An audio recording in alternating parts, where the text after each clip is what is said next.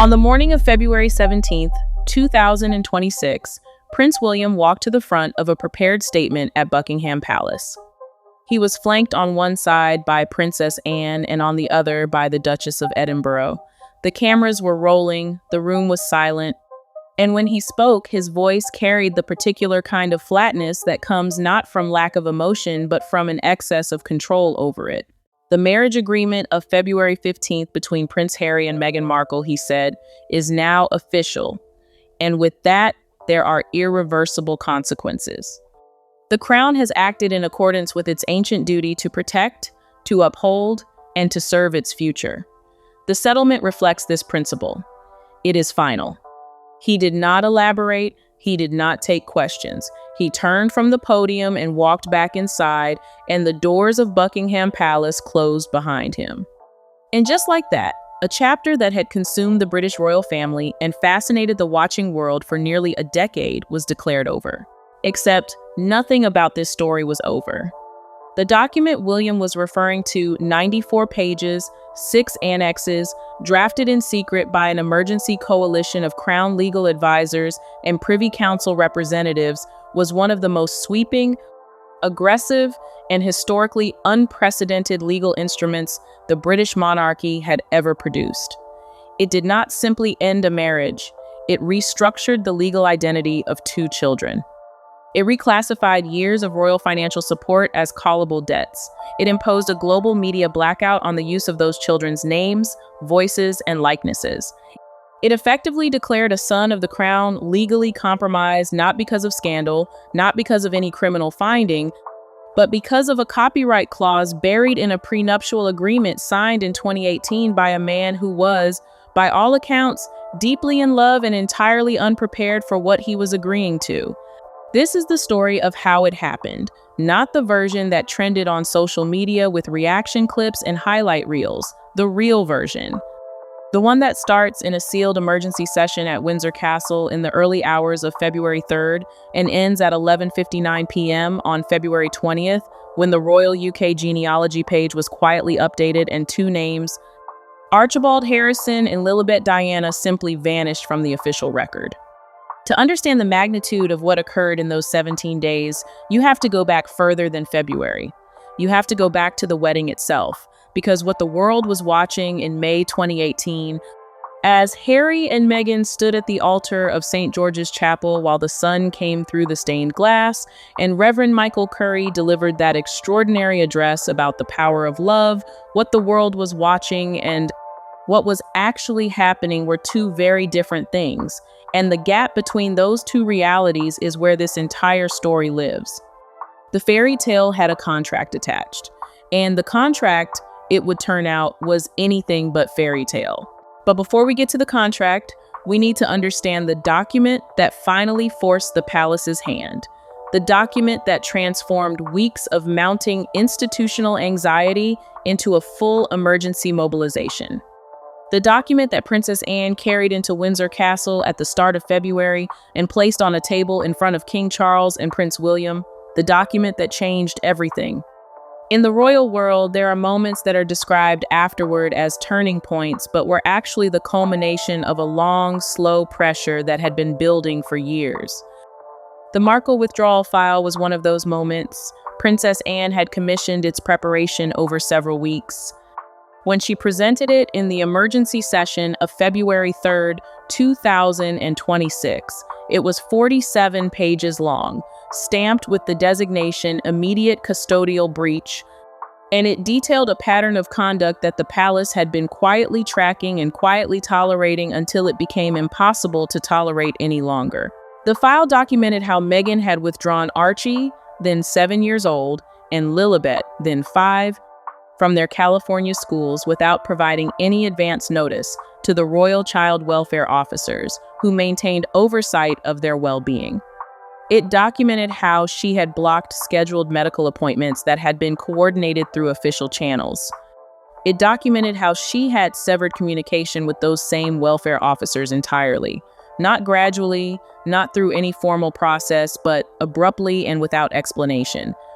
And it documented what Anne described as the most damning element of all, the dissolution of a £6.3 million education trust that had been established for the children in the United Kingdom, a trust that represented a formal financial commitment from the Crown to the welfare of its youngest members.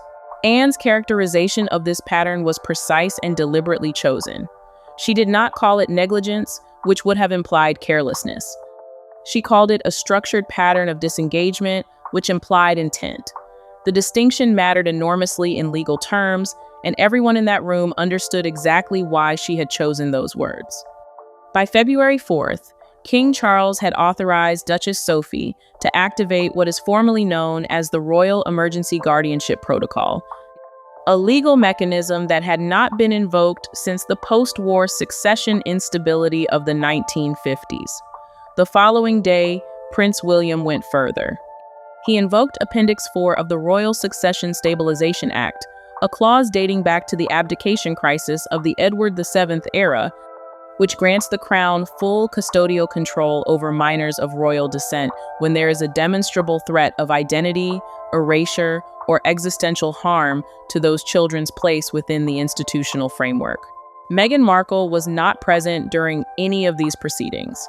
Her legal team submitted no formal challenge, no objection, no counter-documentation.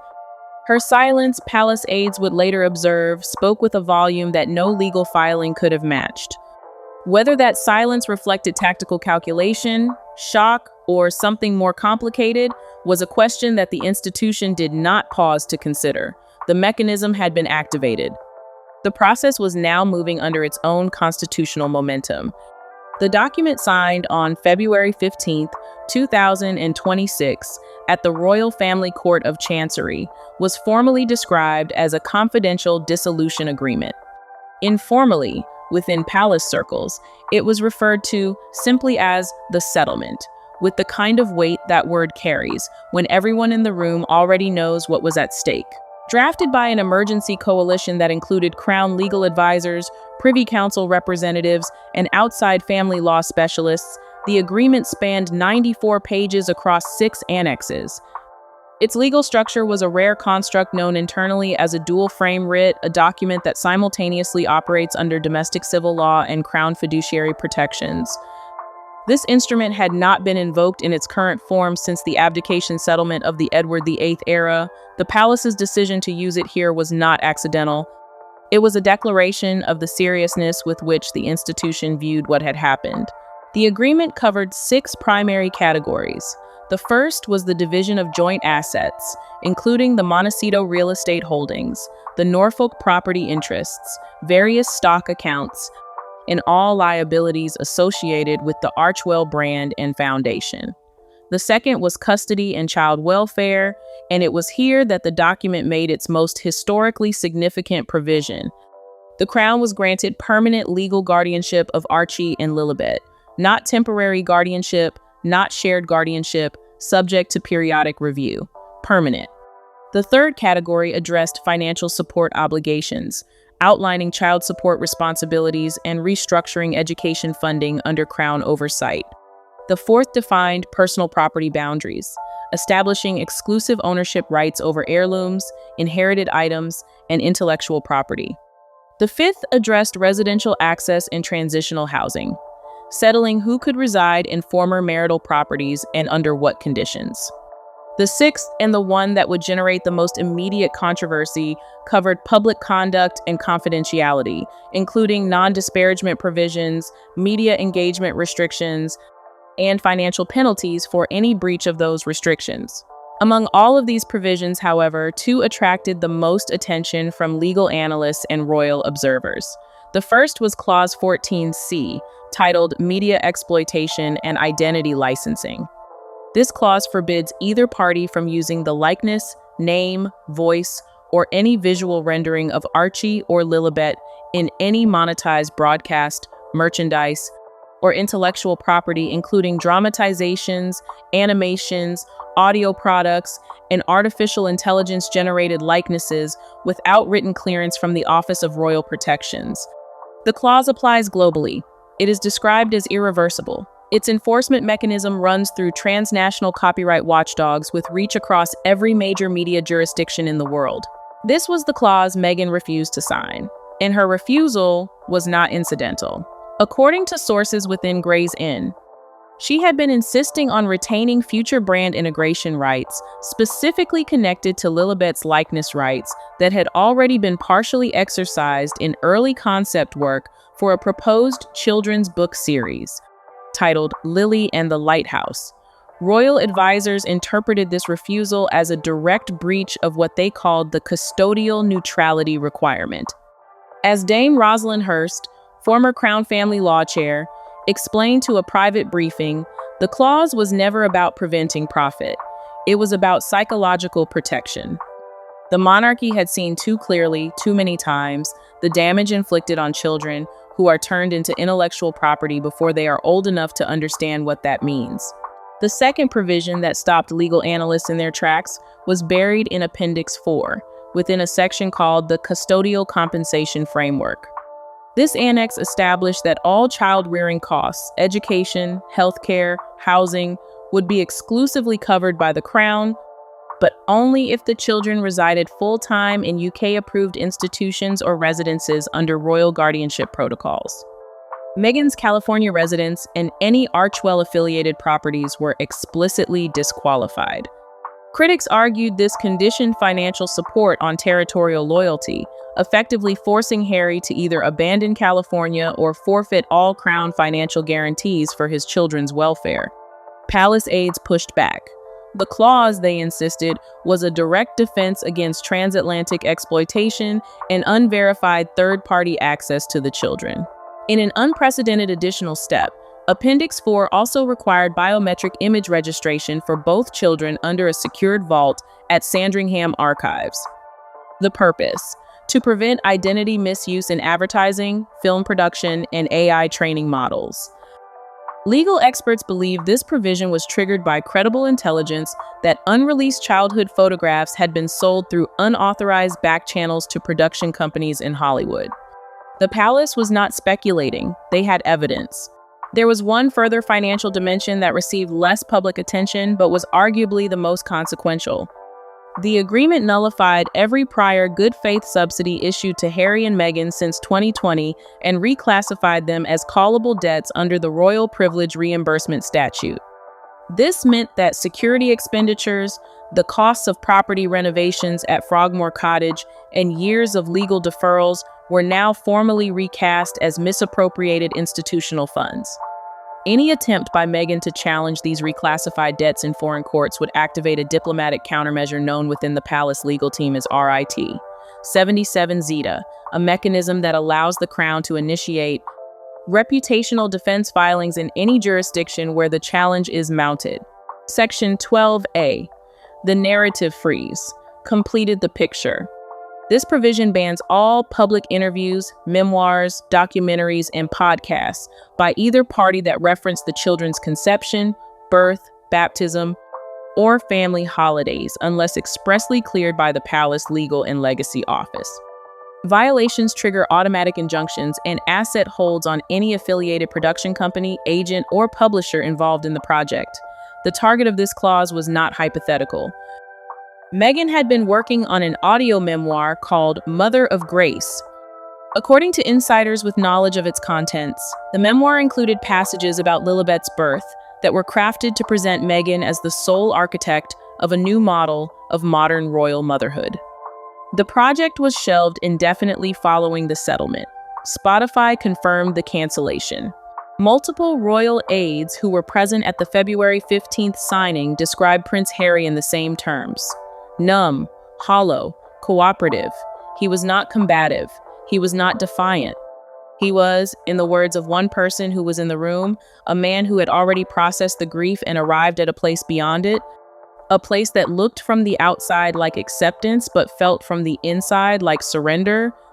The weeks leading to that signature had not been kind to him. Aides described episodes of withdrawal and confusion. Without Meghan present in the UK, He had reportedly alternated between instincts to defend the life they had built together and a dawning recognition that the constitutional position he was facing was not one he could argue his way out of. The palace had denied him interim custody rights on the basis of his unstable residency status and the absence of any consistent, verifiable income. He was, in formal legal terms, not the more stable parent. And the document in front of him reflected that assessment without sentiment or softening. The moment that has stayed with everyone who was present occurred when Harry was asked to initial the paragraph in which he formally confirmed he would no longer serve as the primary decision-maker on his children's education, healthcare, or geographic location.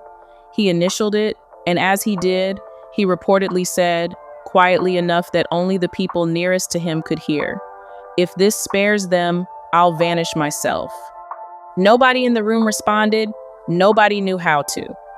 In the days that followed, Harry's isolation became more visible. Friends noted unshaven appearances and a withdrawal from public engagement that went beyond his usual preference for privacy.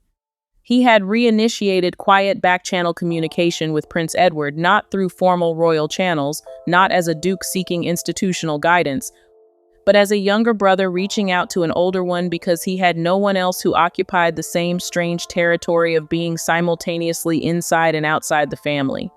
The question he reportedly asked through those back channels was the most revealing detail of everything. He wanted to know whether his children still counted as Windsors, and if they did not, what legal framework now governed their future. It was a question that suggested he understood, finally and fully, that the settlement was not the end of a process. It was the beginning of one. And the answer was already being prepared by people who had long since moved past sentiment into strategy.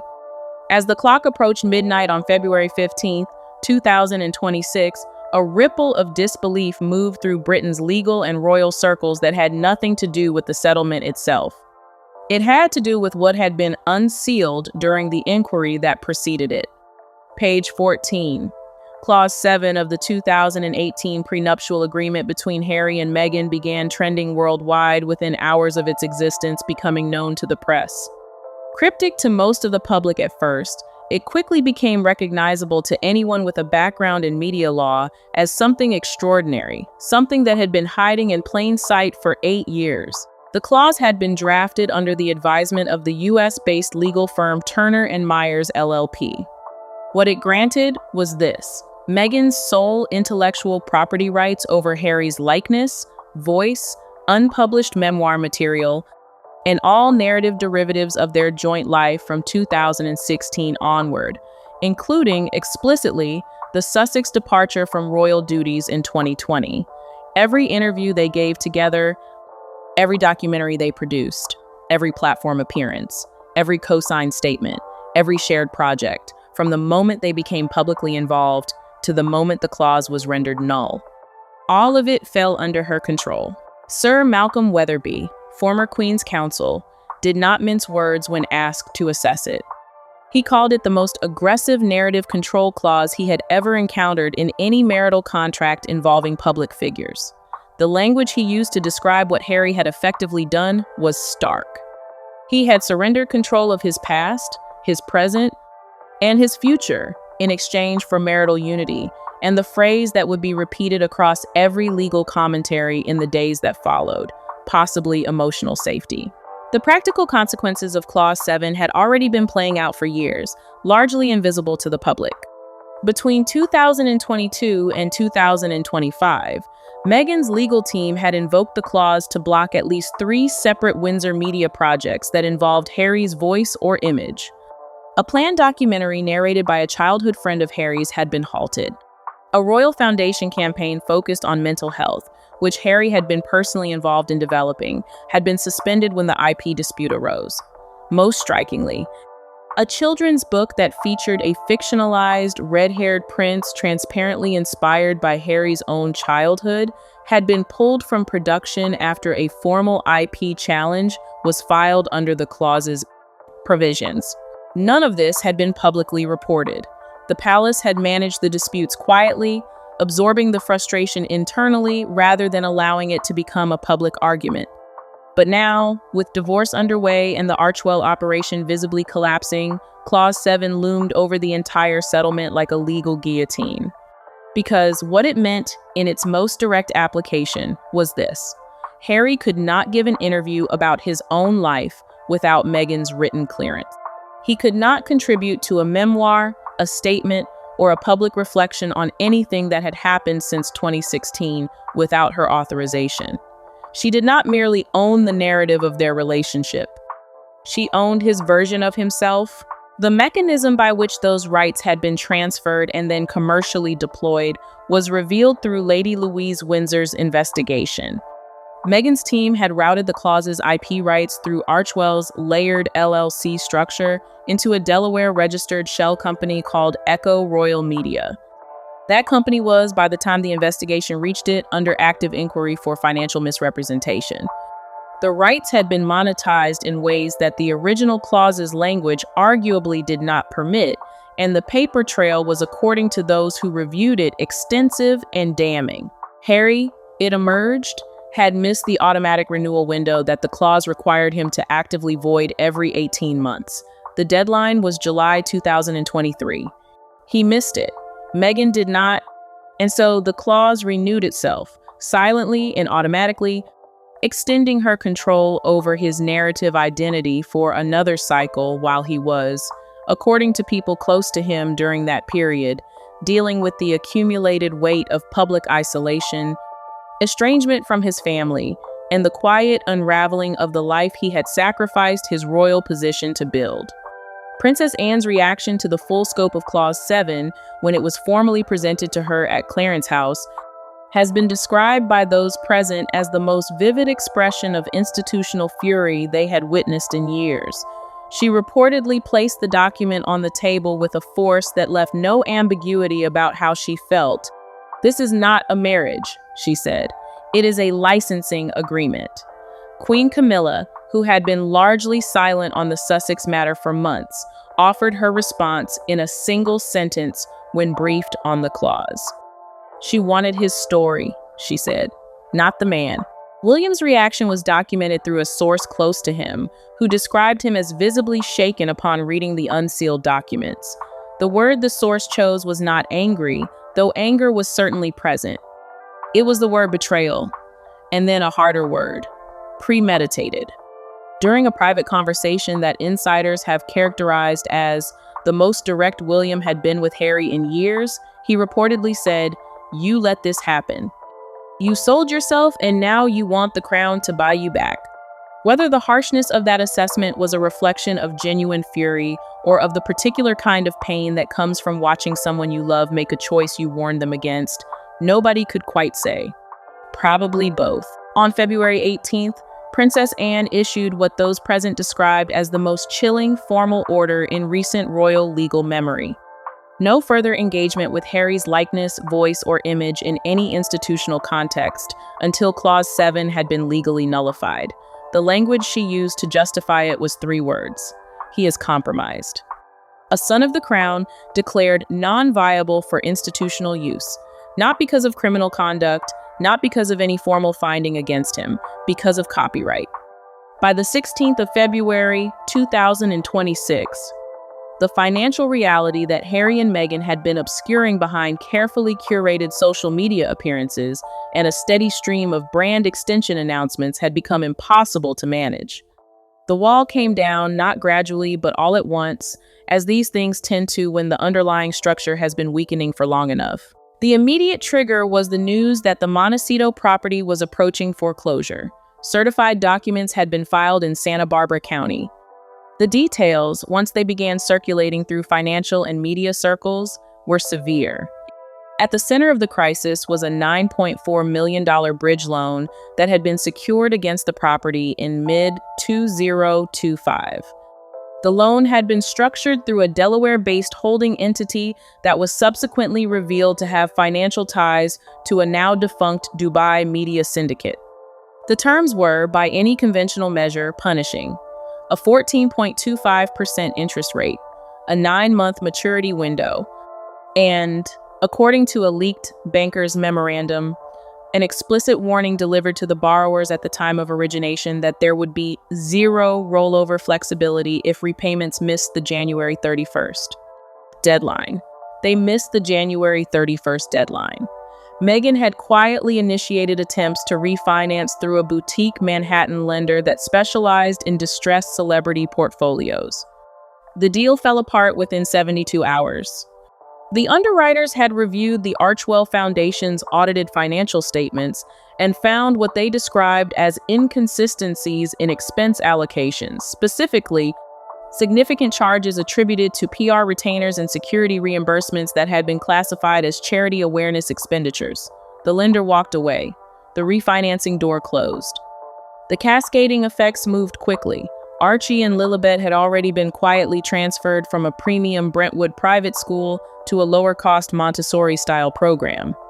Meghan's wardrobe, tracked meticulously by the fashion press, had transitioned from the couture-heavy ensembles that had become her visual signature to what her team described as a sustainability-conscious approach to dressing. The stylists insisted it was a values choice. The financial documentation told a more straightforward story. Then came the blow that removed any remaining doubt about the scale of the commercial collapse. A leaked internal email from their former Netflix showrunner confirmed that a proposed follow-up documentary series centered on what was described internally as Meghan's healing rituals and Harry's ancestral reckoning had been permanently shelved. The network, the memo stated with the particular cruelty of corporate language, had determined that continued investment was not viable given inadequate audience retention and reputational drag. The broader content agreement was not being renewed.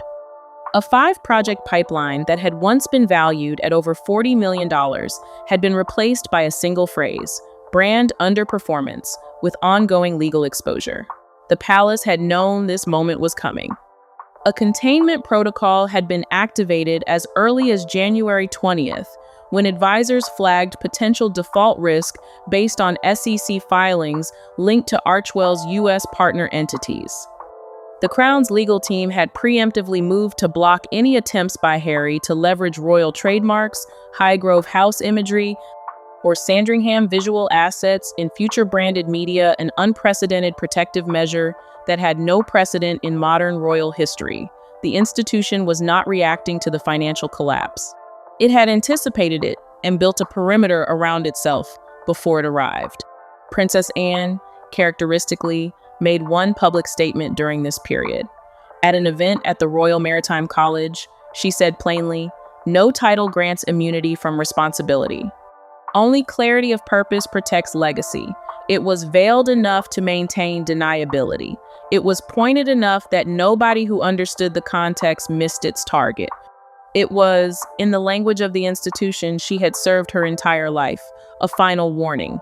California court watchers noted that Meghan's legal team had filed an unusual sealed motion in early February, suspected to involve preemptive bankruptcy protections.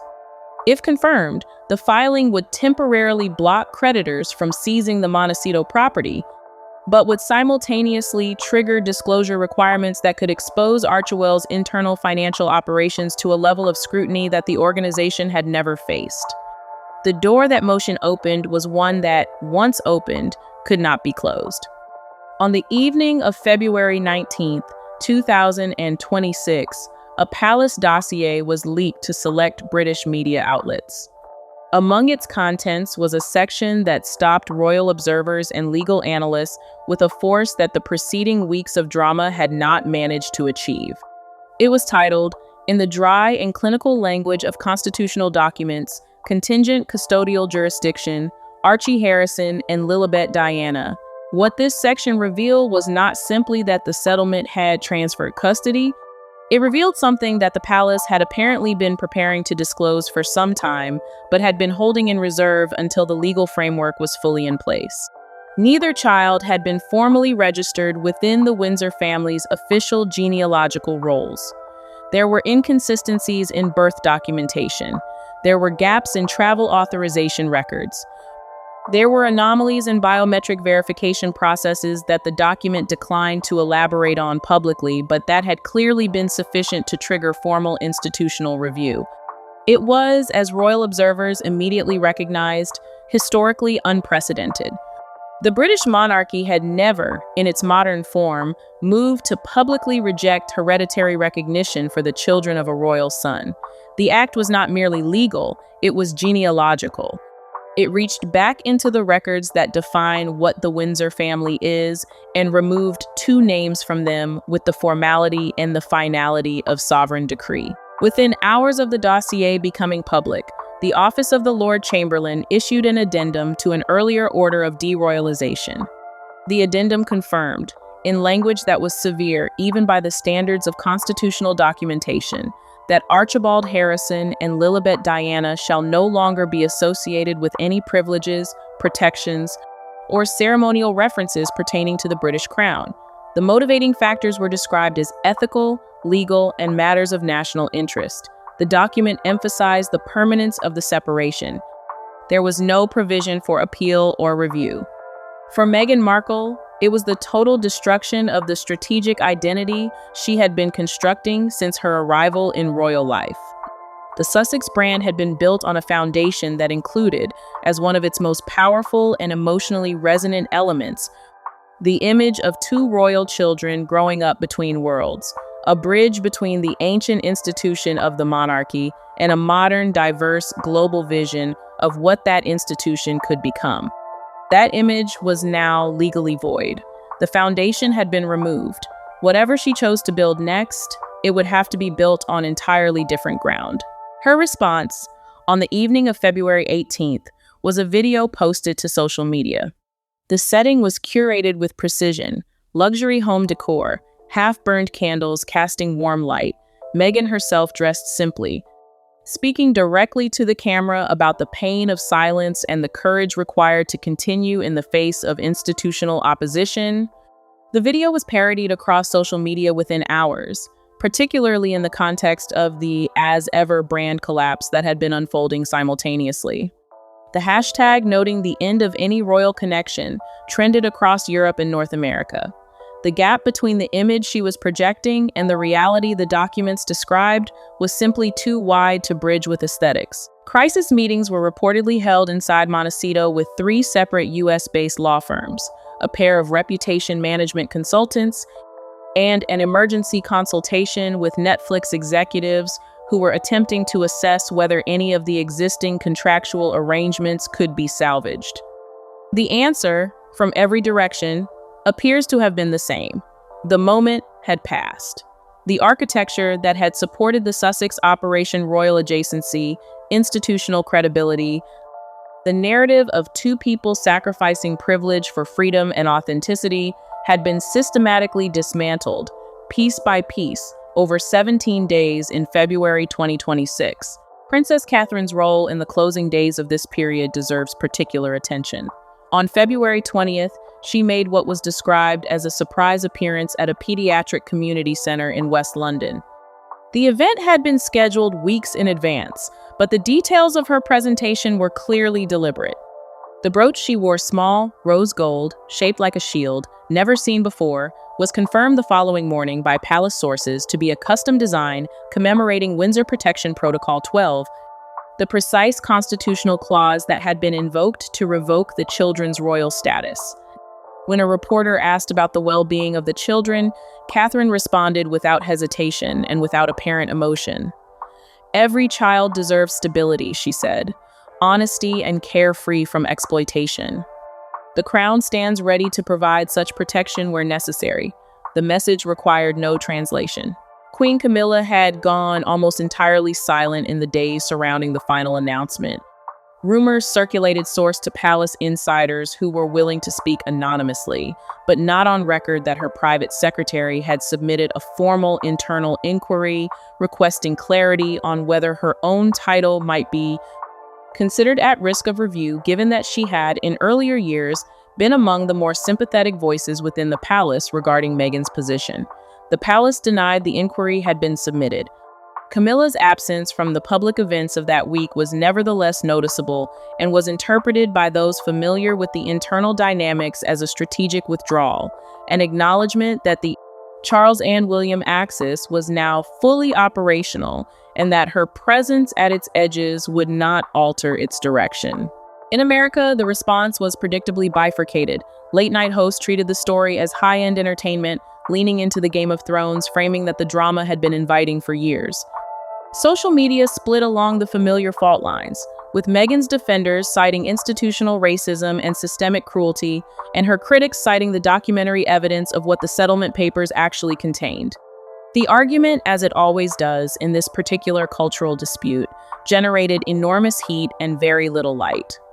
In the United Kingdom, the mood was different. An Ipsos Mori poll conducted the morning after the February 20th announcement showed that 73% of Britons supported the full removal of Harry, Meghan, and their children from royal affiliation. More significantly, 61% expressed support for Princess Catherine, assuming what the poll described as symbolic guardianship over the future direction of the monarchy, a number that would have been remarkable even a year earlier. Given Kate's own health battles and the careful distance she had maintained from the Sussex controversy throughout much of 2024 and 2025, something had shifted. The public had watched her handle the crisis with a combination of steadiness and symbolic precision that registered in a deep and perhaps instinctive way as the right kind of royalty for a difficult moment. The House of Windsor, long criticized for reacting too slowly, too timidly, and too deferentially to the feelings of individuals over the needs of the institution, had drawn a line.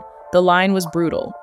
It was clear, and it had been drawn with a speed and a decisiveness that surprised even those who had been advocating for it.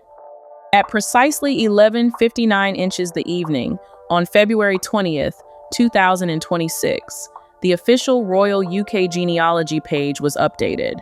The process took approximately 4 minutes. When it was complete, the names Archie Harrison and Lilibet Diana were gone from the Windsor family record.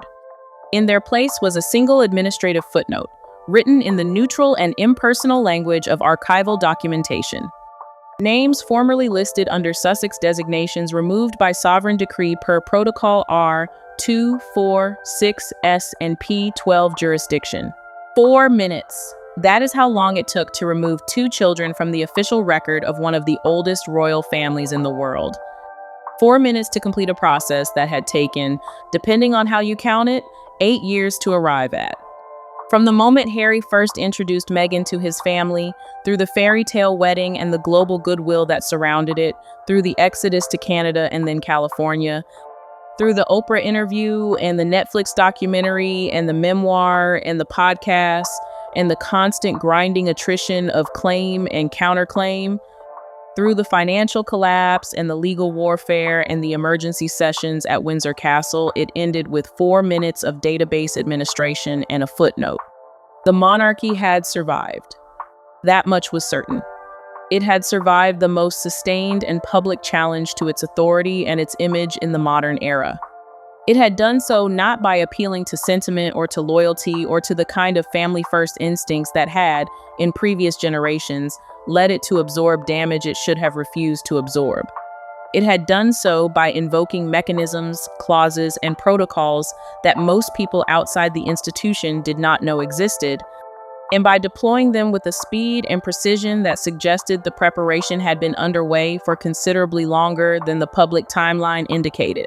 There are 2 ways to read what happened in February 2026. The first is as a story about an institution protecting itself, as institutions do, from a threat that had grown too large and too entangled to manage through the usual tools of discretion and quiet pressure. The Crown saw a problem. It assembled a legal arsenal. It acted.